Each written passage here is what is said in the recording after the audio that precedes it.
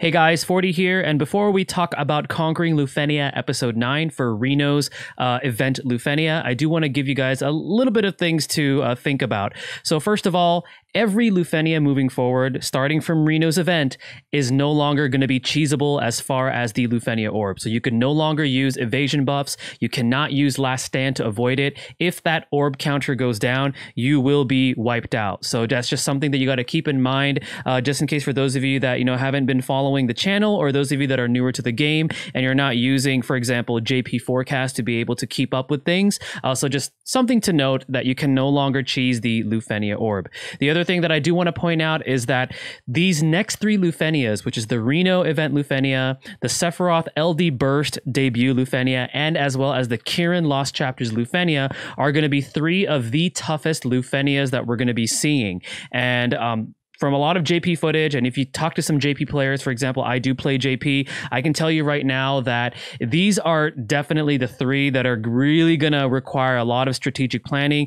You're likely going to need some of the more recent or current characters to be able to complete these. Now, I do want to point out that if you're unable to complete these Lufenias, it is not the end of the world. One of the things that I like about Lufenia personally, and I've talked about this before with other folks from the community, is that the Lufenia rewards themselves, they're not super amazing. Like, the best thing you get out of it is the 20 high guard armor tokens. And I know some of you have a lot of, have placed a lot of value on those, but to be perfectly honest, if you take a look at what those armors bring, while they are very, very nice, they do give you a little bit more CP. They also give you those nice effects. They're not game breaking effects to where if you don't have them, you can't beat future content. Okay, you could get away by having, the other 5-star armor fully realized and all that good stuff still equipped on that character, and you will do just fine. And also remember, there are certain Lufenia stages that are permanent content that you could go back to later, where you could earn those high guard armor tokens, for example, Lost Chapter Lufenias and Story Event Lufenias. So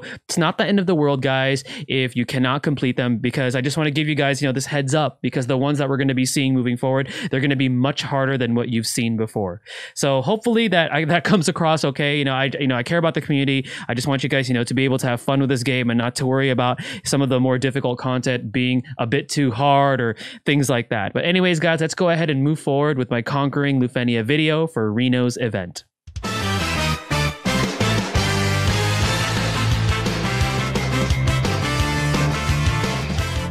What's up, everybody? 40 the Broadway Saiyan here, and welcome back again to my YouTube channel, bringing you guys another video on Dissidia Final Fantasy Opera Omnia.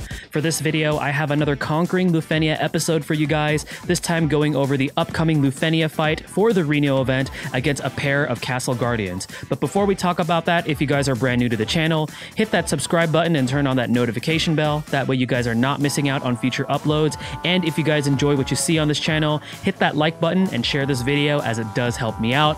Also, don't forget to check out the Tonberry Troops website, in particular their resources hub, where you can navigate to the Lufenia research portion of their website. Here, you're going to find every single upcoming Lufenia fight in Global Opera Omnia, what to do about the orbs for each fight, which characters are recommended or do very well for these particular fights, and what boss abilities to look out for. So be sure to check that out. And last, I do want to give a thanks to fellow DFFOO content creator VL, because the footage of the Lufenia fight for the Reno event that you're seeing on this video comes directly from his. I'll be leaving a link to his video in the video description, as well as the pinned comments. Be sure to check that out if you want to see the full fight, and also subscribe to his channel, because he is an amazing DFFOO content creator. Without further ado, let's go ahead and talk about the Lufenia fight for the upcoming Reno event in Global Opera Omnia. Alright guys, so the Reno event Lufenia will be against a pair of 2 Castle Guardians. Both of these bosses are going to be weak to the Thunder element, and they will be immune to 3 specific debuffs, which are HP Attack Silence, Terror, and also their own debuff, which is Mistbind. And if you guys are not familiar with Mistbind, it is a debuff that they inflict on your party. So pretty much if you take somebody like Yuffie, who could redirect a debuff back at an enemy, that will not work. So they are immune to their own debuff as well. As far as their Lufenia orb goes, it starts at the start of the battle, and it's going to be at a 15 countdown. It will disappear at 79% HP threshold, and then will come back at 49% HP threshold. For this particular Lufenia orb, you cannot increase the countdown, but to keep it frozen, all you have to do is make sure that there are 3 or more debuffs active on the bosses themselves. Now, there's a few things that you really need to watch out for when it comes to this boss fight, because this is going to be one of the 3 famous Lufenias that are going to be some of the hardest ones that we're going to be seeing for a while. So first of all, around the 80%, 50% and 30% HP thresholds, those are the varying HP thresholds that the bosses hit, they're going to be surrounding themselves with a white mist. Now, when this happens, they're going to have a massive brave damage reduction. So any type of brave damage they take is going to be massively reduced. They're also going to reduce the amount of HP damage you deliver to them, and then they're also going to have an HP poison aura. So pretty much any time this mist is up and then a party member takes an action, they're going to be losing HP, which can be very, very dangerous, because if this lasts for a while, your HP is going to be at dangerous levels. So you really want to be careful about this. Now, in order to make the mist disappear, you must allow them to take their turn. So using characters that can delete turns or delay turns is actually going to make it much harder for you to deal with this fight, because you're going to be constantly dealing with not only having your damage reduced, but also that annoying HP poison aura. Now, if they do act while they're in their mist mode, and if they're not turn disabled, for example, if they're not paralyzed, or if you're not using, for example, Edward's sleep debuff, they're going to be hitting you with a very powerful Brave plus HP attack that's also going to cleanse their debuffs. So if they're paralyzed or asleep, they will still take their turn, but because they are considered taking their turn under mist mode, they're not going to do their attack. They're going to keep the debuffs of whatever you have inflicted on them, and they're going to remove the mist. So you want to make sure to time that in order to get rid of the mist, and you want to let them act while they are going to have, you know, some sort of turn disabled debuff affected on them.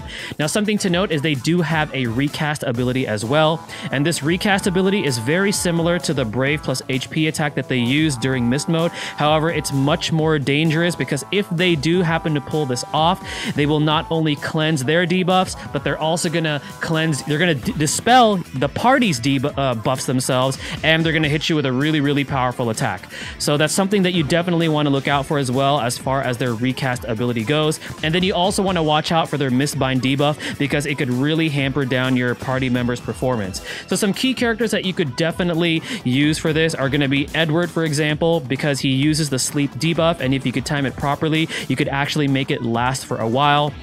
Reno is obviously going to be very good for this particular fight, because in the event you're unable to control their turn or disable their turn, you could always use his LD if you do happen to pull it, and you could prevent them from doing any damage to your party. And then using characters such as using Gladio, for example, is actually going to be really good for this, because that way, if he has his LD buff on, and also if he has, you know, his buffs on from his other abilities, and he's able to cover your allies, he will take that damage, and then afterwards, when he counterattacks, he actually applies a debuff of his own. So it's actually gonna, you know, at least, you know, help you maintain some momentum in the event you encounter this really powerful attack. And then in order for you to maintain 3 debuffs, you can consider taking characters such as a Mid-Italian. A Mid-Italian, you want to be careful though, because again, a Mid-Italian does turn delete, but when they're in their mist mode, you want them to take their turn. So you want to be able to time your turn deletion in order for you to deal, you know, with that their mist mode. And then other characters that can actually deal with turn disabling, you could use characters such as Camlanot, who has that paralysis on hand, especially if you have access to his LD. And then another character such as Raijin can be very good for this too, because he also does have the thunder element, and then he also has access to the you know, the AoE paralysis, as long as you build up the 3 stacks. And then Shantoto also has paralysis on demand as well with her LD. Now there's only 3 uses, but at least that one is in the form of a framed buff, and you also do benefit from that 100% defense down debuff, which can be very powerful. So that's some characters to keep in mind that you could take. And then Lightning is synergy for this, because she is going to be featured on the banner for Reno's event, but she's going to be there mainly for her high damage output, which is going to be very helpful if you kind of want to like brute force this Lufenia. But make sure if you're going to take Lightning, consider using characters such as like Charlotta or maybe like a Kurasame, because you want that HP damage up, especially like when they have their mist mode on, because like I said, when they're in their mist mode, their damage reduction is going to be through the roof. You're not going to be doing a lot of brave damage, and you're not going to be doing a lot of HP damage. So as long as you're prepared for that, you know, just keep in mind that you do have a chance of being able to take on on this very difficult Lufenia. Now, if you find this Lufenia, if you think this Lufenia is easy, just letting you know that maybe it's because you're taking these characters that we're recommending, but these characters are recommended because if you take a look at some videos on the JP side of the game when this first came out, a lot of the characters that I mentioned are the ones that are going to, you know, definitely be considered using. So you could try to get creative. I know some of you are going to try to get really creative with this fight, but I'm going to let you know right now, because of the difficulty, it can be really hard to be able to use some of the more dated characters in a sense. So as long as you have a character that can paralyze, you can time the paralysis during mist mode, or you have somebody like Gladio, or if you can time your turn deletion with a mid-Italian and then have somebody dealing a lot of damage like lightning, for example, or even Arden or Noctis can actually be pretty decent as long as you have good artifacts, then this Lufenia should be fairly manageable. But just letting you know, it is going to be one of the more challenging ones that we're going to be seeing in Opera Omnia.